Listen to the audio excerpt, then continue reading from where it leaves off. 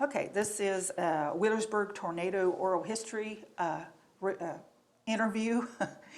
We're talking with Mr. Staker. Could you give me your full name, please? Howard Martin Staker. Okay. Your age or your date of birth? My age right at the present time is 85, and when a tornado hit, I was 36. Okay. Are you married? Yes, To whom? Judy Neal Staker, Okay, very good. How long have you lived in this area? all my life, All your life. except for 2 years at Columbus going to college. Okay. Was your family from this area? Yes, Do you know how far back? they were born here in Franklin Furnace. I know 1898, but I think they came over from Germany in about 1952. Okay. Was your family affected by the 1968 tornado? No, No. Where did you live at the time? I lived at Lucasville. Okay. What do you remember about that day? What I remember about that day, I was in Portsmouth, Ohio. I'm a pharmacist, and I also took a course in first aid. I was a first aid instructor for a while. And so I was at the hospital in the pharmacy department, being a pharmacist, talking to Jack Scott, the pharmacist that was on duty. And we got the alarm that a tornado hit Wheelersburg. So naturally what I did, I got and went down to the emergency room. And so I was standing there, and I was waiting to see who would be coming in. Well, Dr. April came in, who was a surgeon. He said, "Howard, why don't you do something?" He was in the Korean War. And he said, "Won't you diagnose who is critical and send them into the emergency room to us right away? If they come in with cuts and cuts mostly, we're going to have 2 nurses here work with you to wrap those wrap those cuts and try to stop bleeding." So was my job, and I did help a lot of people that had cuts and burns, and most of those people could walk in or some way, and they came in mostly by car. Now, the first patient I remember coming in was in Harrison's emergency vehicle, and she was Anna Lou Little, Anna Lou Little Armstrong, who was 35. She's a year younger than me. We was in school together. So I sent her right in immediately because I could see she was in critical condition. And then when the rest of them come in, if he had a cut on the neck, bleeding around the carotid artery, I sent him in right away too.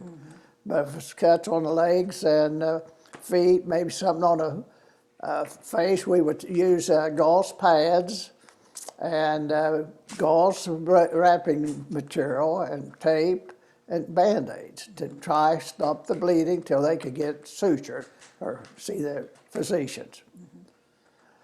Now I stayed there, and the pharmacist says, "Howard, we're having a problem coming up." I said, "What's that, Jack?" He said, "I'm running out of gel foam pads." Gel foam pads was used back then to put on cuts and so forth. And the other thing, a lot of people was coming in shock. And he said, "We need Siam Cortef for those people, and we need some antibiotics." He said, "Can you get some?" Well, this was on Friday. So this was 8 o'clock. I got on the phone and called Cincinnati. At Cincinnati is where we shipped our drugs out of to the drugstores and hospitals. So I got a hold of the manager down there about 8:30. He said, "I can't get into the building because I have to call security. Will come over and open it up at 7 o'clock, and also the building, the gate, and so forth." I said, "Okay." He said, "I'll go over there and get what you need." I told him what we needed, and I said, "I'll meet you at Big Boy in Aberdeen. This way we'll cut down time, and they want this by noon if we could." So I met him at 8:30 in Aberdeen, Ohio at the Big Boy, and I came on up and brought it up to Mercy Hospital, the drugs that they needed. So it was something, and I got to thinking, I stayed there waiting to see if my mother was involved, and I got information from Mr. Harris that the tornado went through down where the swimming pool and everything, and where the Chesbury was, and up over Bell Hill. And I knew my parents was okay. So that's it. Oh, wow, very good. You were right in the thick of things, weren't you? Yeah. Yeah. Yeah. Well, see, Dr. Abel, he knew what was going on. He was one of the doctors in the Korean War that had a hospital up on the front line, like MASH. And they interviewed him, the people from Hollywood and everything, how it operated as a surgeon and so forth. So he knew what to expect, and he knew I had first aid. And I said, yeah, I'll do what I can. I can tell if they're walking, and if they're not walking, they may have a broken leg or something, and then we'll get to them next. Do you remember anything about the weather that day? Could you tell something was different? No? No, it got dark, and that's it. But I was in Portsmouth, in the hospital. And I can't tell you anything about the weather, Okay, all that. okay. I wasn't up here. Right. Anything else? No, I think that's about it. I tried to cover. We did everything we could, Yeah, and I think we lost 5 people. We had, I know, 2 sisters that died, got off the school bus. The school bus was torn up and went up and hit a tree. And I think it injured the driver, but it wasn't serious. And then Mrs. Atkins, who was a minister, her house was wiped off, and I think she died too. Yes, she did. Which hospital were you at? Mercy. Mercy. Okay. Yeah, I was at Mercy Hospital. Okay. I should have told you that. That's okay. That's Okay. Yeah. And Jack Scott was the pharmacist there, and I was talking to him and so forth. So, Well, good. anything else? No, I think that's it. Okay. We thank you very much, Mr. Staker. Well, I just told it like it is. Yeah, well, that's what we want, because and I remember Anna Lou. Do you remember her? Oh, yeah. We were good friends. She played in the band with me. Did she? Yeah. Yeah. Yeah. I knew she was in serious condition. Yeah. I didn't think she'd make it, but I sent her right in, right away. Yeah. Done what you could. Yeah. Rough time. Well, we're documenting this. What?